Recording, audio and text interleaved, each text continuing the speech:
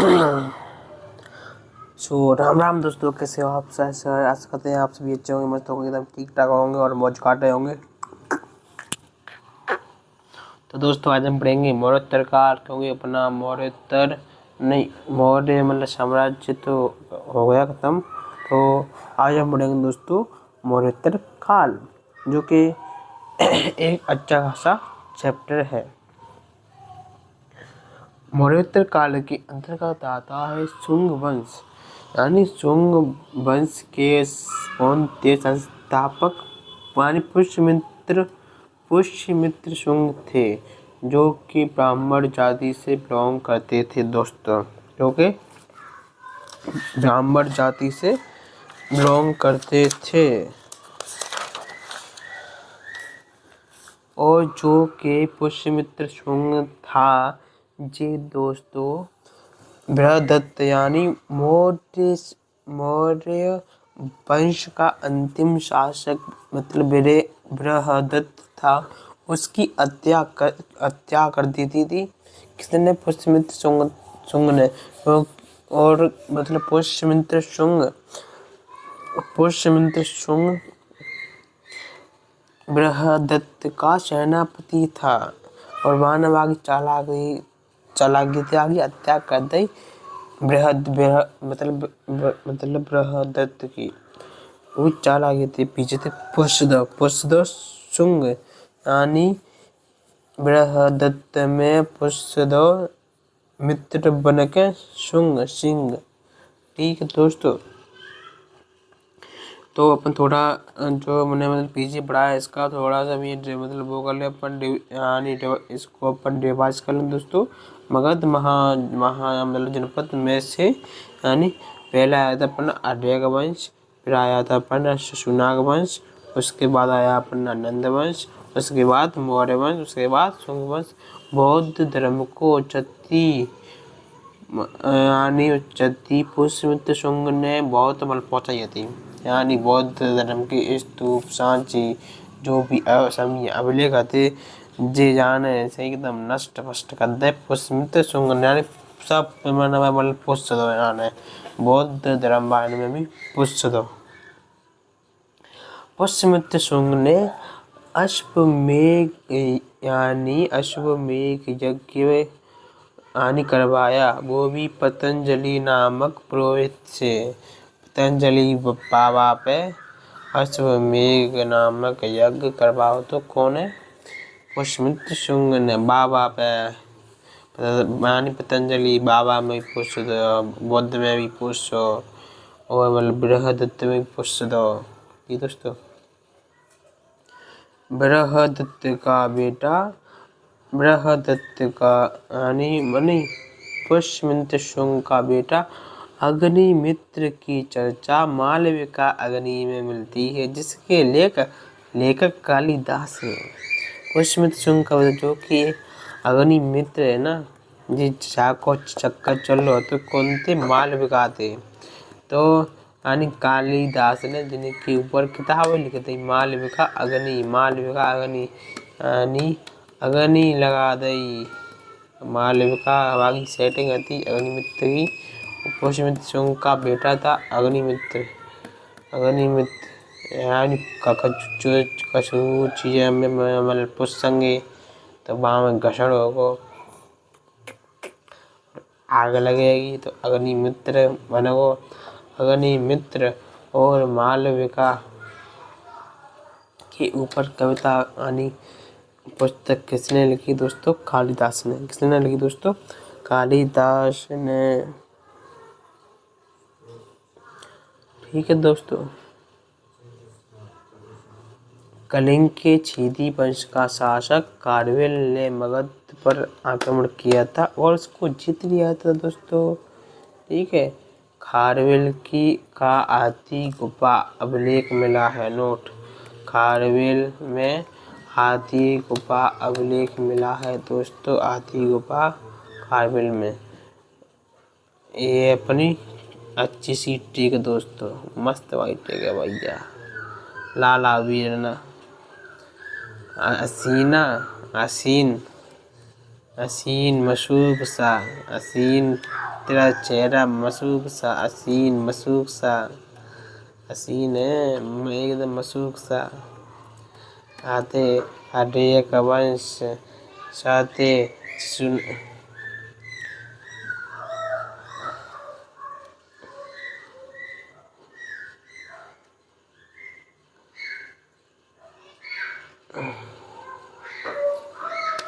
देखो दोस्तों, आते अड्रिया का वंश जिसने जिसने अड्रिया वंश की स्थापना किसने की थी?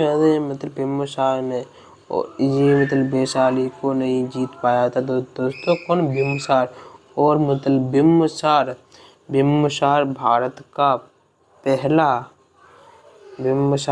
भारत का पहला शासक था। शून्यक वंश में सबसे योग्य शासक कालाशोक था दोस्तों। कौन था? कालाशोक था। ठीक है दोस्तों। और फिर आया था अपना नंदवंश, माते मौर्य वंश, साते शुंग वंश, इतने ये शुंग वंश और मतलब कार्तिक कण्वक वंश, ये दोनों इतने इम्पोर्टेंट है। और सातवाहन वंश। ठीक है दोस्तों, सातवाहन में दिया गया है कि इसके सातवाहन वंश के संस्थापक सिमुक थे। सिमुक यानी भैंस समय 97 यानी एकदम मतलब सिमुक गए। योद्धा शासक गौतमी पुत्र सातकर्णी सातवाहन वंश का प्रतापी शासक था। और यह सातवाहन वंश मात्र सत्तात्मक था, यानी माता के अनुसार चलता था। इसमें जैसे कहावते पूछेंगे तो वो अपने पिता को नाम नहीं बताते, यानी माता को नाम बताते। इसमें मानी महिला का ज़्यादा वो किया गया है गुणगान। और मगध अड्रिया, शून्यक, नंद, मौर्य, शुंग, कण्व, सातवाहन और ISP के यानी इंडो ग्रीक और साते क्या दोस्तों? साते शक वंश और पीते मतलब पहलव जितनी बुरडाने कार्तिक कुषाण वंश। मौर्य वंश की स्थापना से पूर्व 2 विदेशी आक्रमण डेरियस और मतलब सिकंदर ने किए थे। इंडो ग्रीक को 2 चरणों में आए थे। शुंग वंश को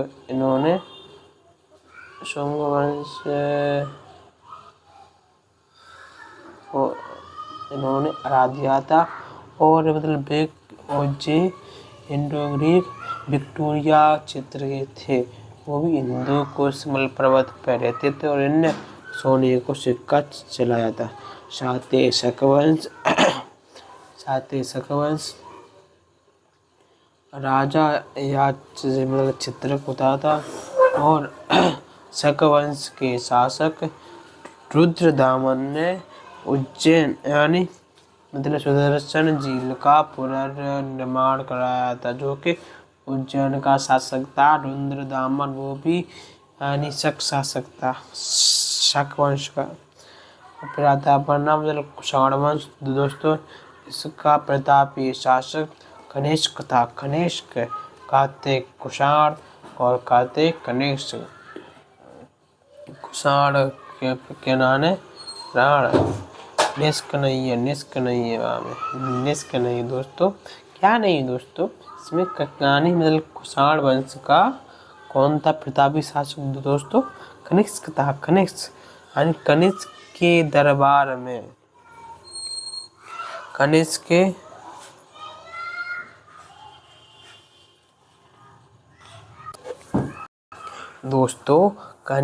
के दरबार में पार्श्व, चरक, नागा, अर्जुन, वसुमित्र और अश्वघोष आदि विद्वान रहते थे। कौन कौन थे दोस्तों? पाशर्व, चरक, नागार्जुन, वसुमित्र, अश्वघोष आदि विद्वान रहते थे।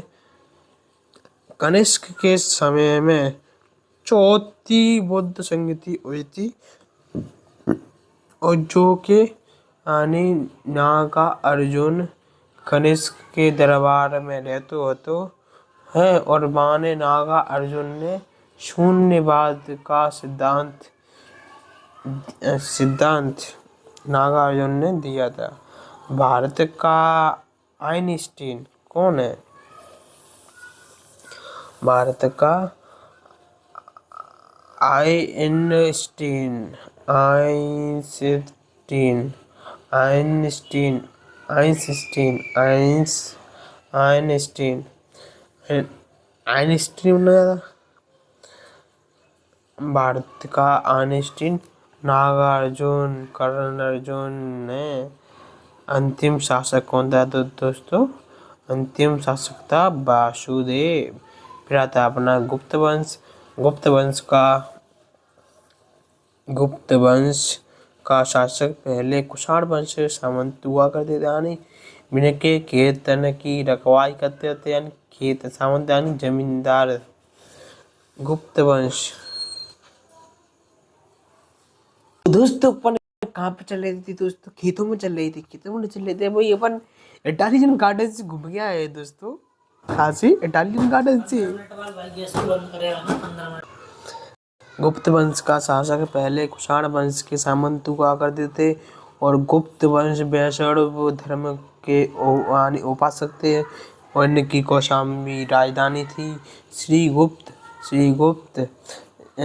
मतलब गुप्त वंश के संस्थापक थे। ये सिर्फ सामंत के रूप में शासन करते थे। श्रीगुप्त और घटोत्कच, यानी श्रीगुप्त और घटोत्कच। ठीक है दोस्तों। और इसका प्रथम राजा यानी गुप्त वंश का राजा चंद्रगुप्त प्रथम था दोस्तों। गुप्त वंश का प्रथम राजा चंद्रगुप्त प्रथम था। फिर इसका पुत्र आया समुद्रगुप्त, यानी चंद्रगुप्त प्रथम का पुत्र आया समुद्रगुप्त, यानी चंदा की चांदनी कहाँ पड़ता है? समुद्र में। चांद की चांदनी कहाँ पड़ता है? समुद्र में दोस्तों, समुद्र में पड़ता है। और समुद्रगुप्त एक प्रतापी शासक था दोस्तों, प्रतापी शासक था। हर हर महादेव, हर महादेव। तो दोस्तों हमने कहाँ चल रहे थे? समुद्रगुप्त को भारत का नेपोलियन कहा जाता है, क्योंकि समुद्र में तो मिलेंगी नाव, और नाव पे तो लंगे नेपोलियन पोली पारेंगे नाव पे ही दोस्तों, समुद्र के बीच में नाव पे पोली पारेंगे दोस्तों। समुद्रगुप्त को भारत का नेपोलियन पोली समुद्र में तो पारेंगे, समुद्र के बीच पे, गोवा वाले बीच पे दोनों आके फोटो खींच के ठंडी ठंडी पियेंगे दोनों फोटो खींच के। ओके दोस्तों। तो समुद्रगुप्त को भारत का नेपोलियन कहते हैं दोस्तों। पोली पार देंगे समुद्र पे गुप्ता जी समुद्र पे पोली पार देंगे भाई। नेपोलियन एशिया का नेपोलियन नादिर शाह है, तो राजा है वैसे ही। नादिर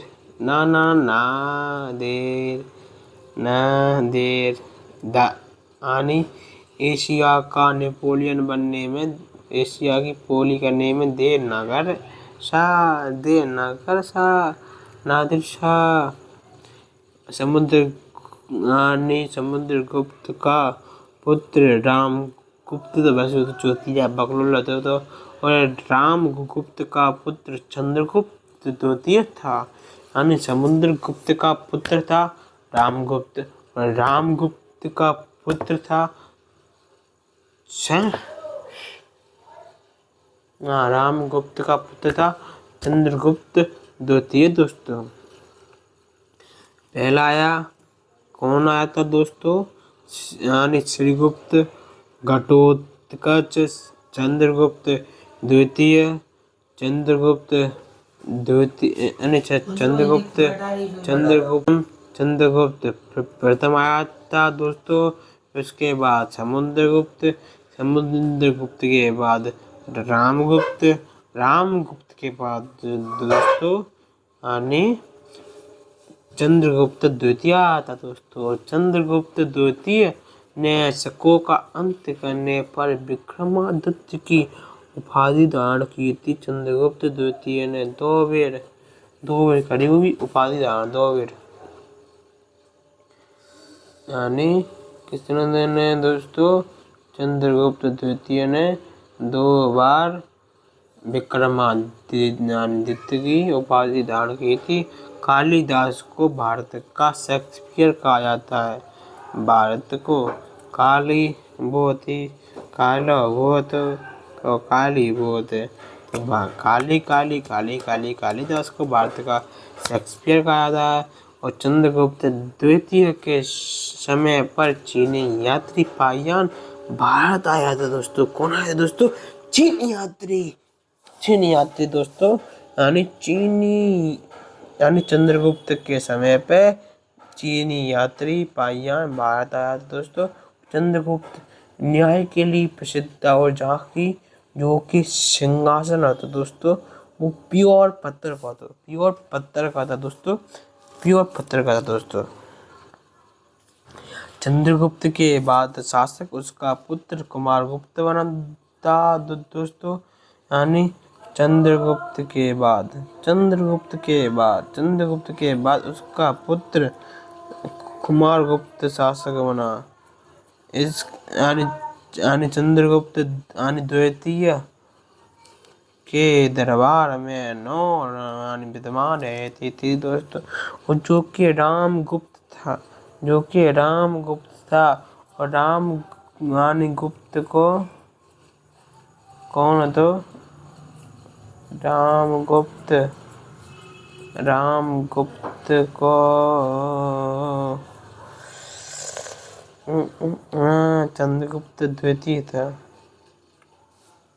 यानी रामगुप्त जो कि रामगुप्त था।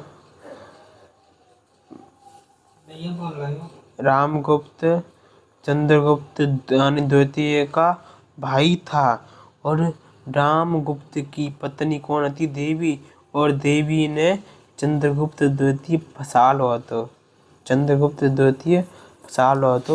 तो जाने यानी चंद्रगुप्त यानी द्वितीय ने और चंद्रगुप्त द्वितीय ने और देवी ने वहाँ को खेल पा दो, यानी वहाँ की हत्या कर दी दोनों ने मिलके। फिर जिनने शादी कर ली और ये बने के शासक बन गए, गुप्त वंश के शासक फिर से बने। ठीक है दोस्तों, अपना कहाँ पर चले थे दोस्तों? हाँ, फिर आया कुमारगुप्त यानी चंद्रगुप्त द्वितीय का पुत्र कुमारगुप्त था। कुमार इसने नालंदा यानी विश्वविद्यालय की स्थापना की थी, जो कि इसमें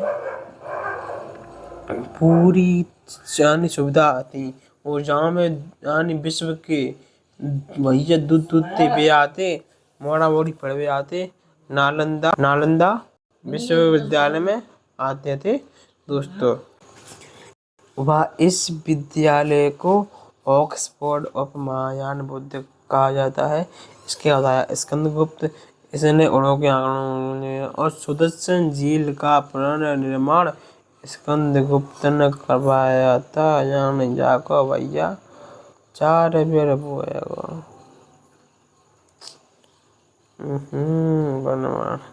आर्य का वंश, चुनाव का वंश, नंदवंश, मौर्य वंश, संघवंश, कणव वंश, सातवाहन वंश, इंडियन, इंडो ग्रीक, शक, पहलव, कुषाण, गुप्त के बाद वर्धन वंश।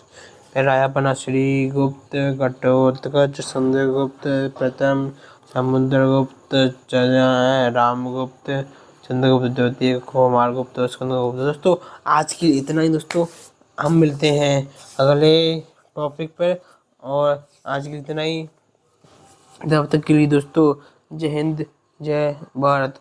और दोस्तों जो कि अपने वंश चल रहे जहाँ में अभी आ गए हैं, मतलब ये सभी राजपूत वंश है, चौहान वंश है, गुर्जर मतलब प्रचार वंश है, चोल फोल पांड जिन पर पढ़ना रहे क्योंकि जे बेचे में नहीं आएंगे दोस्तों। अपन जिन पढ़ेंगे कब, कल पढ़ेंगे नहीं, कब एक्स्ट्रा टाइम मिला हो तब पढ़ लेंगे दोस्तों। तब तक के लिए दोस्तों जय हिंद जय भारत।